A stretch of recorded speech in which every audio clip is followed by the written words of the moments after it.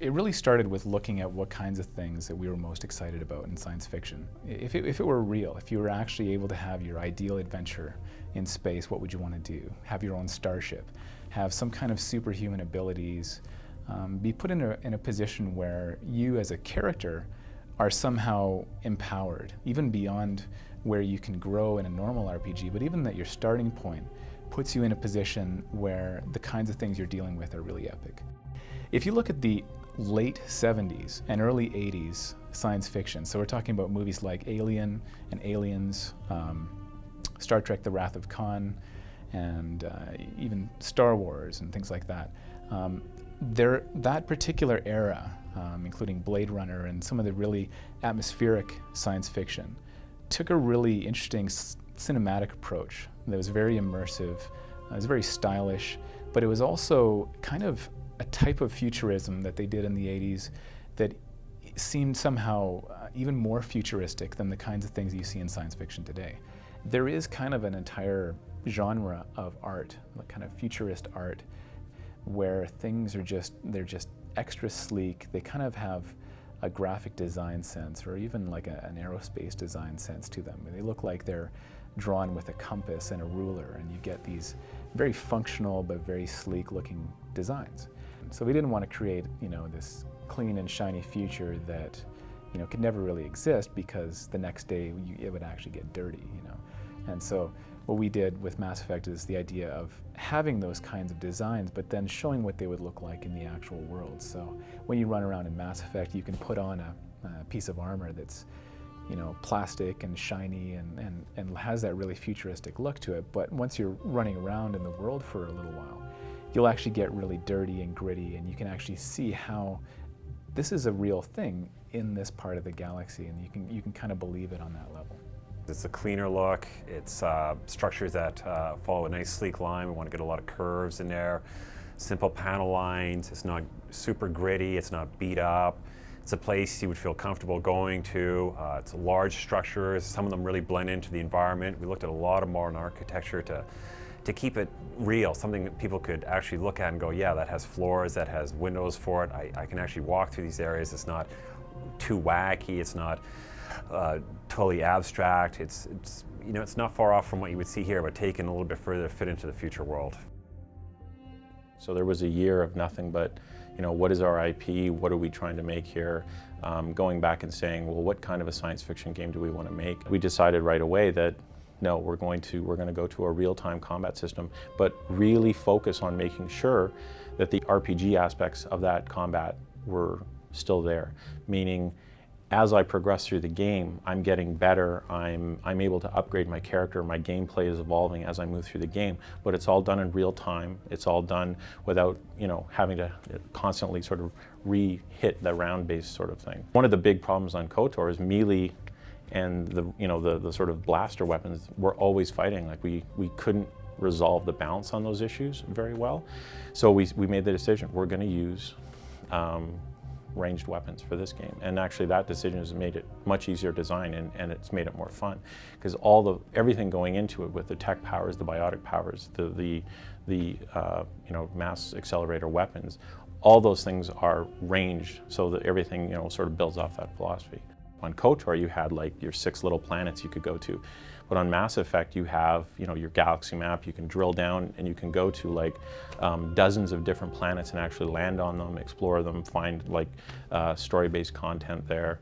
And that has actually really pushed out the exploration aspect of the game. The interactive conversation system, the biggest thing we were trying to go for in this game, basically we do have like a real-time conversation. And that's really the key, is that it's a real-time conversation that you're inputting into. And in certain circumstances, the end result of that is digital acting, like we saw at E3, where you grab someone or you pull a gun, and even more than that.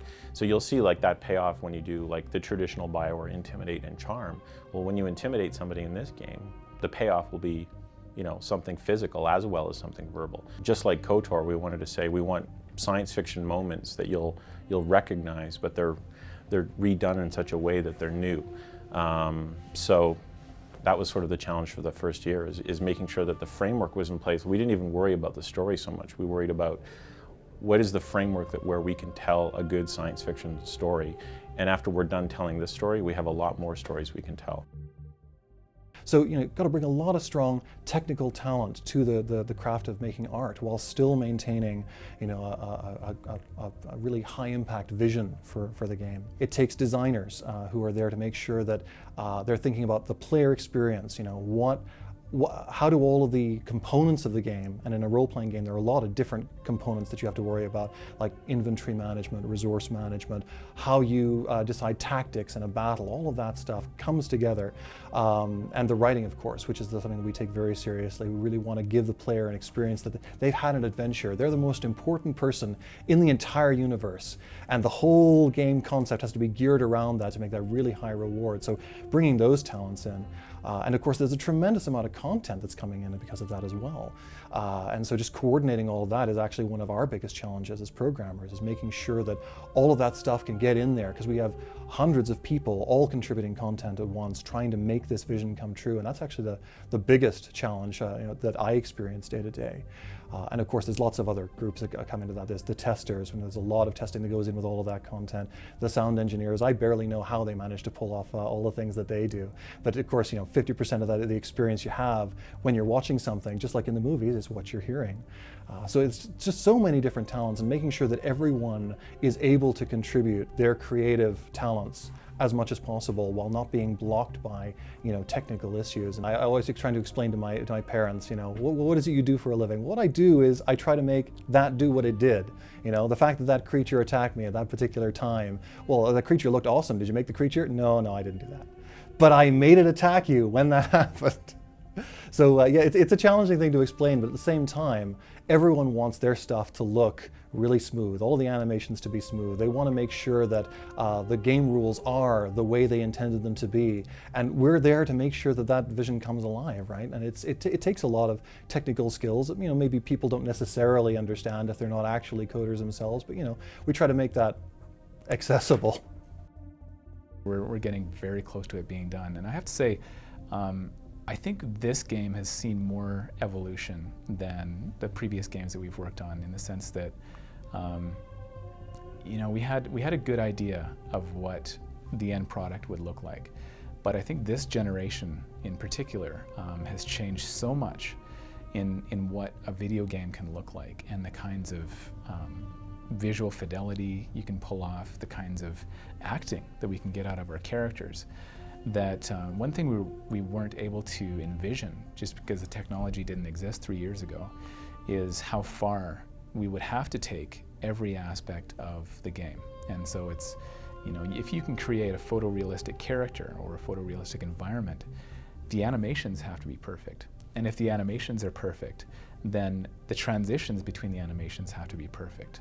And the physics and everything has to be all to that same level. Otherwise, it's very easy to point out the thing that's not working very well.